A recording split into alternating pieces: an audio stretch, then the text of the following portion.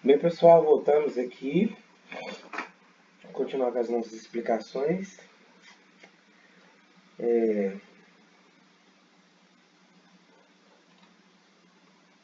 A gente falou sobre serviços contínuos e não contínuos. Serviços técnicos especializados de natureza predominantemente intelectual. Aí tá falando o que seria isso.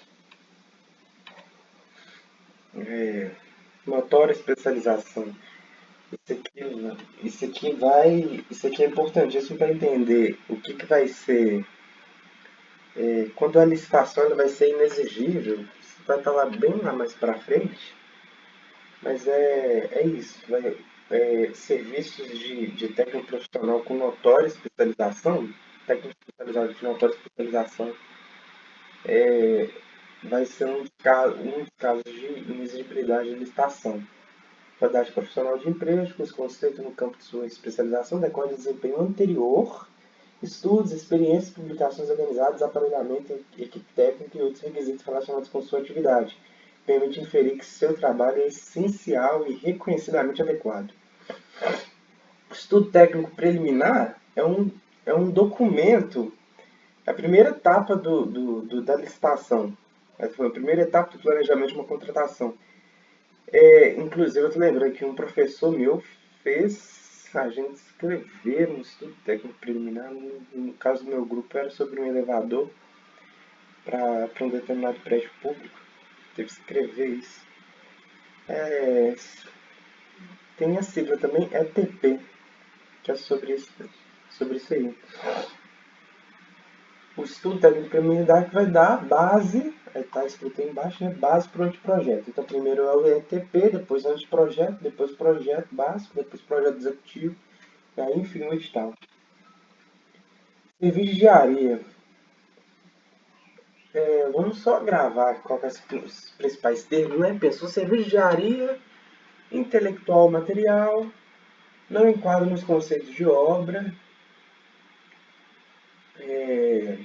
profissões de arquiteto, engenheiro e técnico especializados. Aí tu falou, compreende serviço comum de engenharia e serviço especial de engenharia. O comum seria algo que é objetivamente padronizável, né? Que você pode, é, é, sem dificuldade, colocar especificamente tal. Já o serviço especial de engenharia, é só lembrar desses termos, alta heterogeneidade e complexidade. Óbvio, serviços de grande vulto. Isso aqui meio que tem que decorar esse valor aqui. É claro que é importante frisar que esse valor ele se altera. Se altera. Aliás, acho que esse aqui não tenho certeza não. Deixa eu ver na frente aqui. Ah, não, se altera sim. Mas, óbvio, serviço de engenharia, o que seria o grande vulto? 200 milhões. Aí, a cada ano, eles vão atualizando esse valor. O último decreto, de 2023, aliás, deve ter um decreto de 2024 já, né? Mas enfim, 2023 já estava 239 bilhões. Você tem que decorar esse valor aqui? Não. As bancas geralmente elas vão colocar um valor redondo para menos ou para mais, e aí você tem que saber se aquilo se qualifica como grande vulto ou não. Por exemplo, uma obra de 100 milhões? Não.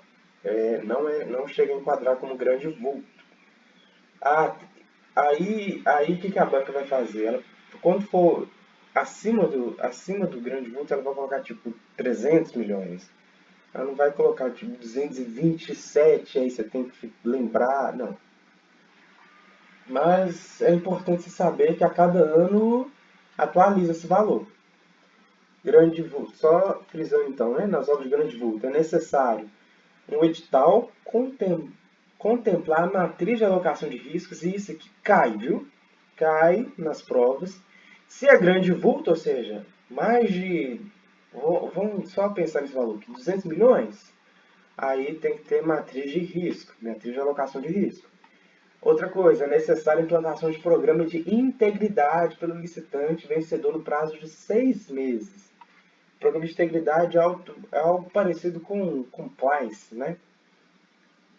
Ou precisa não, seria um programa de compliance, né? É necessário, né? É importante essas palavras aqui, não é que poderá. Isso aqui não é um critério de desempate aqui nas obras de grande vulto.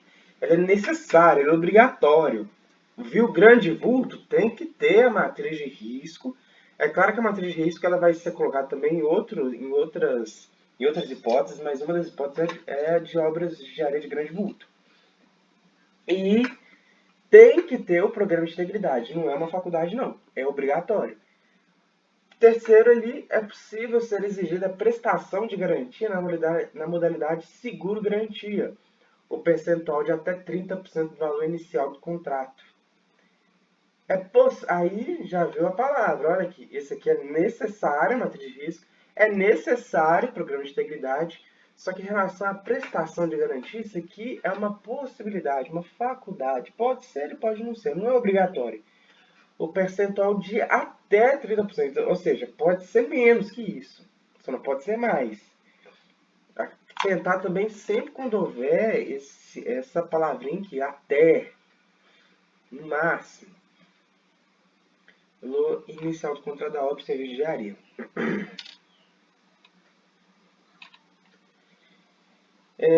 Um esqueminha, né, falando obrigatoriedade.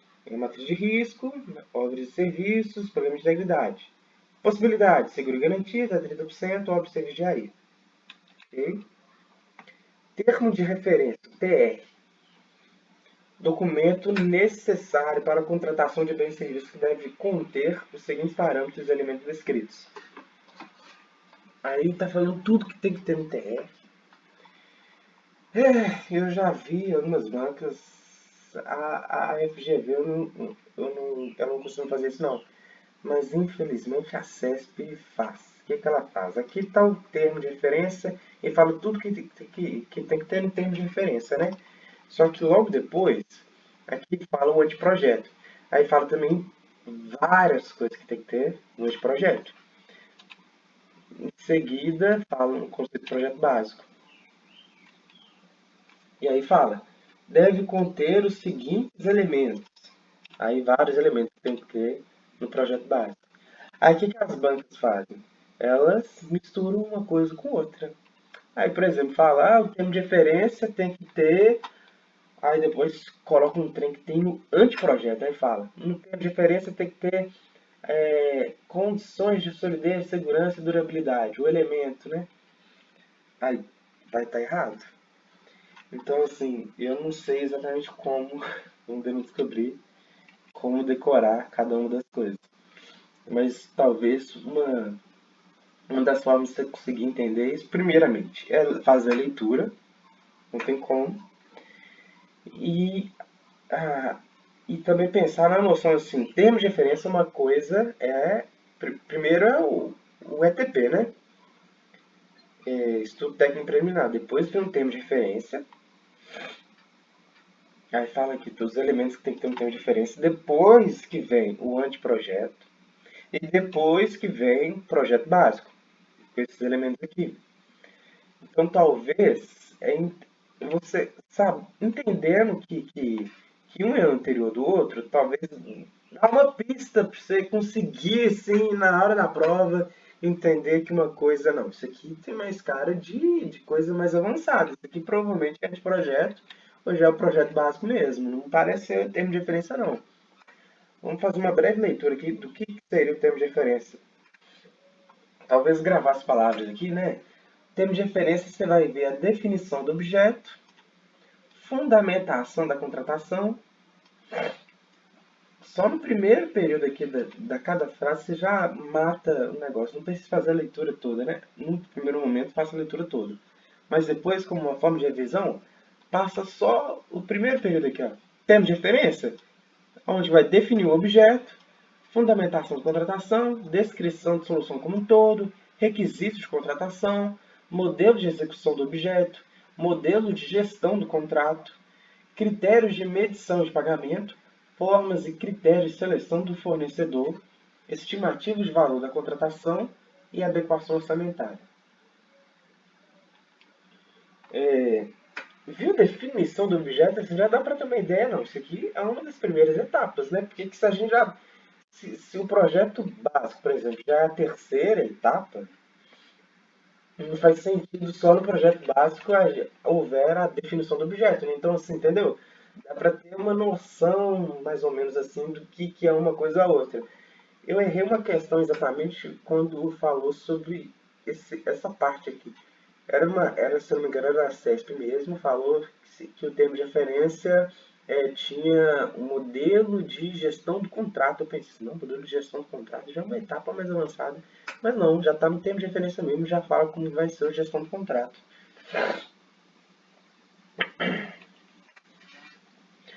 Anteprojeto, peça técnica com todos os subsídios necessários à elaboração do projeto básico, que deve conter no mínimo os seguintes elementos.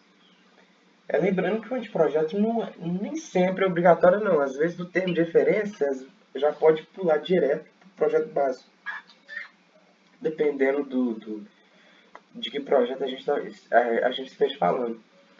Então, vamos lá. Anteprojeto tem que ter demonstração justificativa do programa de necessidades, condição de solidez, segurança e durabilidade, prazo de entrega, estética do projeto arquitetônico, parâmetros de adequação ao interesse público, da economia na utilização, da facilidade na execução, impacto ambiental, acessibilidade, proposta de concepção da obra de serviço de engenharia, projetos anteriores ou estudos técnicos preliminares que embasam a concepção proposta.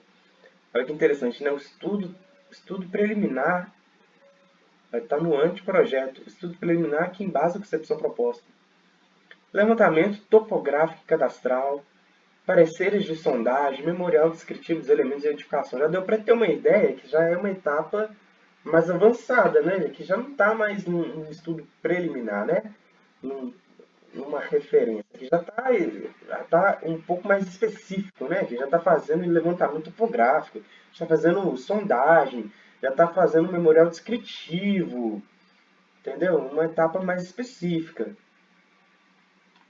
Prazo de entrega, entendeu? Já tem uma coisa mais sólida aqui no anteprojeto já. Por fim, projeto básico, conjunto de elementos necessários e suficientes com nível de precisão adequada para definir e dimensionar a obra e serviço. Eu também já errei uma questão, porque eu olhei assim, com nível de precisão, falei assim, não, já no projeto básico? Não, isso aqui deve ser um projeto executivo, que deve ter lá já o nível de precisão, né? Não. No projeto básico já é exigível nível de precisão adequado. Então, gravar isso. Viu? Esse nível de precisão adequada matou.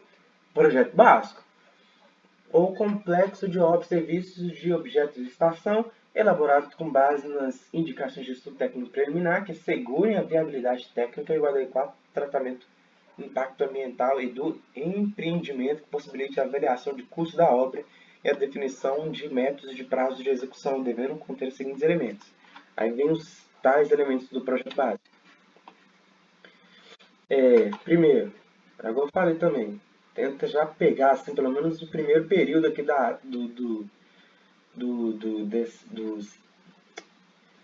dos incisos aqui, né? Vamos dizer, das alíneas, quer dizer.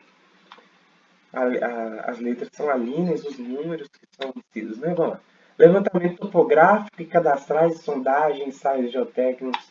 Aí já deu para ver que dá para confundir, né? Porque no anteprojeto, já fala também de levantamento topográfico e cadastral, né? Olha só, e aqui fala parecer de sondagem. Aí já no projeto básico, volta de novo. Levantamento topográfico, cadastrais, sondagens, ensaios geotécnicos. De novo, né? Repetição. Então, enfim, eu acho talvez difícil a banca cobrar exatamente se o levantamento topográfico cadastral e sondagem ensaios estéreos desmontar já ou no projeto básico ou no anteprojeto. Talvez eles, para deixar bem claro assim, talvez eles falem que o levantamento topográfico vai ter um termo de referência, aí de fato vai estar errado. Mas se perguntar se está no projeto básico ou no anteprojeto, vai ser difícil, né? Porque nos dois tem isso, né? Talvez valha até o recurso. Soluções técnicas globais localizadas suficientemente detalhadas. A parte do projeto básico é a parte com nível de precisão adequado, ou seja, necessário ter já detalhes suficientes. Identificação dos tipos de serviço, execução dos materiais e equipamentos a incorporar à obra. Se eu não me engano, também no anteprojeto fala algo de materiais aqui também, né? Memorial descritivo dos elementos de edificação, dos componentes construtivos, dos materiais de construção, de forma a estabelecer padrões mínimos de contratação. Aí o projeto básico também tem. Informações que possibilitam o estudo e a definição de métodos construtivos, subsídios para a montagem de planos de licitação e gestão de obras, orçamento detalhado do custo global da obra. No anteprojeto a gente tem algo preciso. No anteprojeto? Não, em termos de referência a gente tem esse aqui, essa linha aqui falando adequação orçamentária. Mas aqui fala de uma forma mais genérica, né? Adequação orçamentária. No projeto básico já fala assim, orçamento detalhado. Ou seja, viu a palavra detalhado, nível de precisão, provavelmente é projeto básico. Detalhado custo global da obra, fundamentos quantitativos, serviços, fornecimentos propriamente avaliados, obrigatório exclusivamente para regimes de execução previstos no inciso. Aí está falando aqui, o orçamento detalhado do custo global da obra, ele não é obrigatório em todos os tipos de contratações, só nessas aqui que são obrigatórios. Obrigatório exclusivamente para empreitada por preço unitário, empreitada por preço global, empreitada integral, contratação por tarefa, fornecimento e prestação de serviço associado. Não tem jeito, tem que decorar. Basicamente vai ser obrigatório em qualquer empreitada, né? Empreitada de preço unitário, de preço global e integral, ou seja, é as três empreitadas que existem. Não existe outras aqui na lei de licitações. Então, viu empreitada, é obrigatório ter um orçamento detalhado. Até porque empreitada, gente, geralmente uma obra grande, né? Então, é preciso estar bem orçada, né? Para ver se a administração pública realmente dá conta de fazer aquilo. Falando, custo global da obra, né? Ou seja, o todo. Não vale etapas, não. Mesmo que seja empreitado por preço unitário, né? Que dá a entender que são partes, né, de uma obra, mas mesmo assim tem que ter orçamento detalhado do custo global. Contratações por tarefa, aí você pensa assim, não, é por tarefa, então não é necessário já ter o orçamento detalhado do custo global, né? A contratação não é por tarefa? Pois é, mas é obrigatório ter um custo global. Na hora da prova, a gente se questiona de algumas coisas, né? A gente acha que a banca deu um mole assim, não, contratação por tarefa, custo global? Não, né? Sim, pior que sim. É necessário ter o custo global mesmo nas contratações por tarefa. Beleza, fornecimento e prestação de serviço associado. Serviços conjuntos, né? Todos esses é obrigatório ter o orçamento detalhado do custo global. Sim, é só frisando, né? O orçamento detalhado é obrigatório exclusivamente para essas modalidades aí. O projeto básico e contratação integrada é elaborado pelo contrato, mas não pela administração pública. É importante frisar isso, né? Esse projeto básico aqui, da contratação integrada, ele é feito tudo pelo contratado. Por isso que se chama contratação integrada. Aí o que a banca vai colocar? Vai colocar que o projeto básico da empreitada integral é elaborado pelo contratado. Não. Existe uma diferença, a gente vai ver logo a seguir. Empreitada integral é uma coisa. Contratação integrada é outra. Contratação integrada está acima da empreitada integral. Empreitada integral, a gente vai ver lá exatamente qual que é o conceito, mas é basicamente quando o empreiteiro ele se responsabiliza tanto pela execução da obra quanto pela compra dos materiais. Contratação integrada já além engloba tanto a empreitada integral quanto também a elaboração do projeto básico. Outra coisa que as bancas adoram modificar é que elas vão colocar aqui projeto executivo. Projeto executivo é feito pela contratação integrada. Não. Projeto básico da contratação integrada elaborada pelo contratado. Ou seja, três coisas que a banca pode mudar aqui. Ao invés de projeto básico, coloca um de o projeto executivo. Ao invés de contratação integrada, ela coloca empreitada integral. E ao invés de contratado, ela fala que é pela própria administração pública. Né? Eu falo que a administração pública sempre vai elaborar o projeto básico. Pronto. Agora sim, projeto executivo. Só relembrando quais etapas que a gente já passou. A gente falou sobre o termo de referência, depois a gente falou sobre... Aliás, a gente começou primeiro, estudo técnico preliminar, depois que vem o termo de referência, depois vem o anteprojeto, depois vem o projeto básico, que já começa a detalhar as coisas, e agora que a gente vem para o projeto executivo. A gente está na quinta etapa. Tudo isso é anterior ao edital. Vamos frisar isso, né? Isso aqui tudo antes do edital ainda. Conjunto de elementos necessários e suficientes à execução completa da obra. Conjunto de elementos necessários e suficientes à execução da obra. Eu já vi uma questão também que aí eu fiquei me questionando. Suficientes? Mas já é um projeto executivo, já é o suficiente?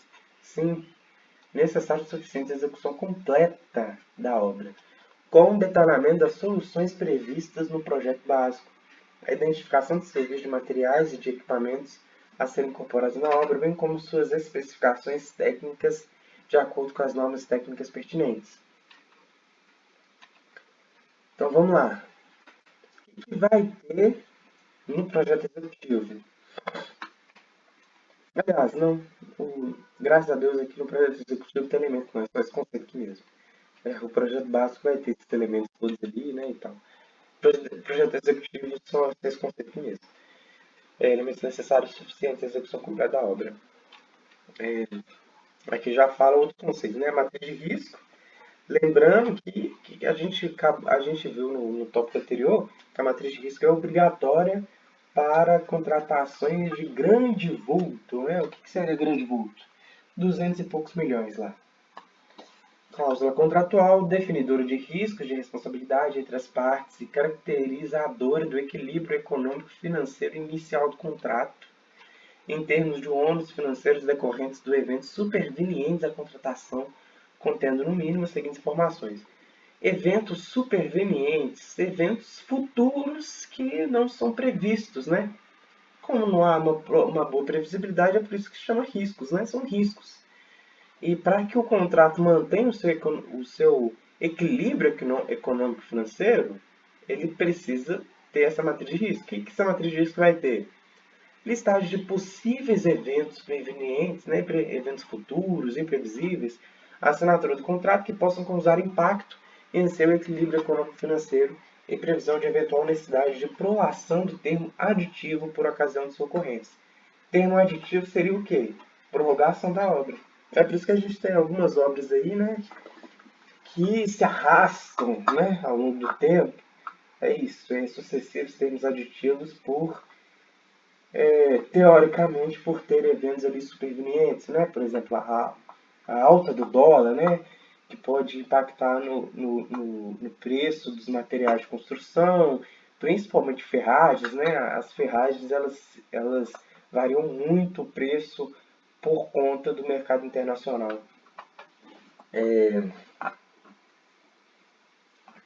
B. O que tem que ter? Obrigação de resultado e estabelecimento de frações do objeto com relação às quais haverá liberdade para o contratado inovar em soluções metodológicas e tecnológicas. Gente, o contrato ele não precisa estar todo fechadinho e aí a contratada tem que seguir à risca aquilo, senão ela vai incorrer em improbidade administrativa. Né? Não é tão a ferro e fogo assim. É possível haver uma cláusula de liberdade para o contratado inovar uma solução até para cumprir um dos princípios da licitação, que é também um princípio constitucional, que é o princípio da eficiência, né? Em termos de modificação de soluções previamente delineadas no anteprojeto ou no projeto básico. Então, está estabelecido no anteprojeto que tem que ser de um jeito, também está definido no projeto básico, mas pode, no caso de obrigação de resultado, ou seja, não importa os meios realizados. O que importa é o resultado. Por isso que a gente está falando de eficiência. Isso é que tem que ter isso que tudo na matriz de risco. Ou seja, na matriz de risco tem que ter fatos supervenientes, liberdade contratada de inovar soluções metodológicas. E terceiro, obrigações de meio. No caso de obrigações de meio, estabelecimento preciso das frações do objeto, com relação às quais não haverá liberdade para os contratados inovarem. Ou seja, vai ter o estabelecimento de frações no quais o contratado pode inovar, mas também vai ter as frações no qual, nas obrigações de meio, que o contratado não pode inovar. Isso que é a matriz de riscos. Soluções metodológicas ou tecnológicas no anteprojeto, no projeto básico, considerado características de regime de execução, no caso de OPC Vigiaria. E é isso que tem que ter na matriz de risco. Ok?